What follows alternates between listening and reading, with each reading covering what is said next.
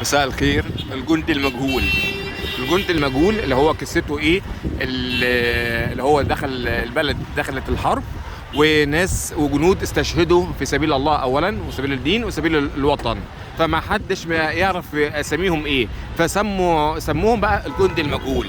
تحية ليهم، وان شاء الله يبقى في جنة الفردوس الاعلى، عشان الناس دول ضحوا من اجل الوطن واستشهدوا في سبيله. فالله يرحمهم جميعا. فالفتحة على روحهم وعلى روح ابي وعلى روح اموات المسلمين اجمعين وعلى روح نبينا محمد صلى الله عليه وسلم.